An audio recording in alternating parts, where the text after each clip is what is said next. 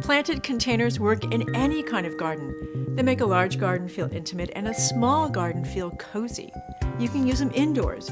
You can use them outdoors on a patio, a deck, a walkway, an entrance. The design possibilities are endless. Take this courtyard, for example.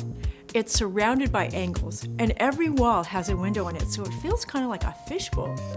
The owners, however, wanted an intimate dining area amid a lush garden. But how do you do that when all you've got is a couple of narrow planting beds? The solution was planted containers, and it is beautiful. I'm talking to Koby, who designed both the courtyard garden and this beautiful poolside garden. Koby, this is such a warm and livable space. Will you please tell me how you decided to put all these big containers along the edge of the property?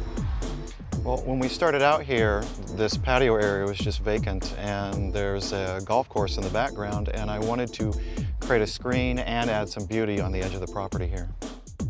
To get some planting space, we use very large containers so I could get as much plants as possible right up here on the edge. And I noticed you have like almost trees in here. I mean, that's gutsy.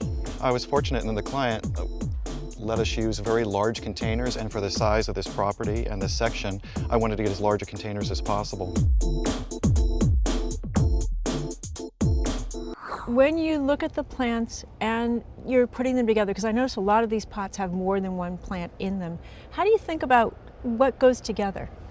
When I get a very large container, I'm able to make more of a little tableau there with the tree in the center, and then some medium shrubs sometimes, and then some smaller plants on the edge and or trailing down the side. I noticed there's a lot of succulents in these pots. Why succulents? They're beautiful and easy to maintain. I'd say maybe I do 2 big cleanups here a year. A year? 2 a year, that's it? Mm-hmm. And in between, nothing? Because they grow a little slower, you might have to be a little patient for them to get full size, but because of that, there's a lot less maintenance. Tell us how they're irrigated. I have drip irrigation running through all the containers, so when the system turns on and waters the regular garden, part of the system waters the containers at the same time.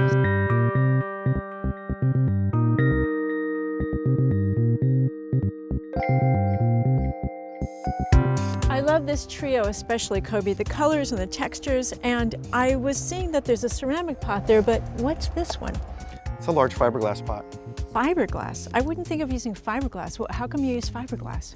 Oh, many reasons. The weight is a lot less. It might be 40 to 60 pounds versus several hundred for a larger terracotta or ceramic container. Wow, and what about how durable is it? These have been in several years. I haven't worked with them for decades, but they can take a little bit of bumping and won't crack or chip like a terracotta or ceramic pot will.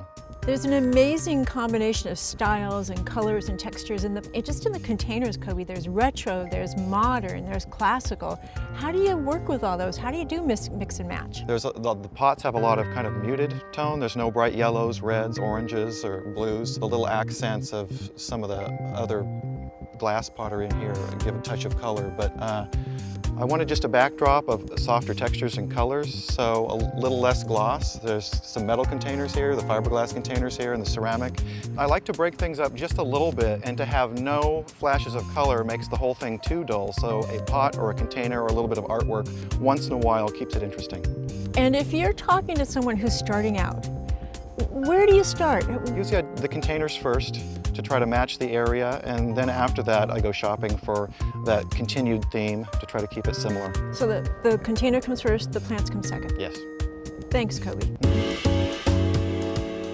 So we've seen a lot of variety in Koby's garden. We've learned all about scale, matching the size of the pot to the size of the space, the plant to the size of the pot. We've talked about texture, we've talked about tone, we've talked about hue, and we've talked about what to start with. What more could you want? This is an example of how to do containers on a grand scale, and Koby does it well.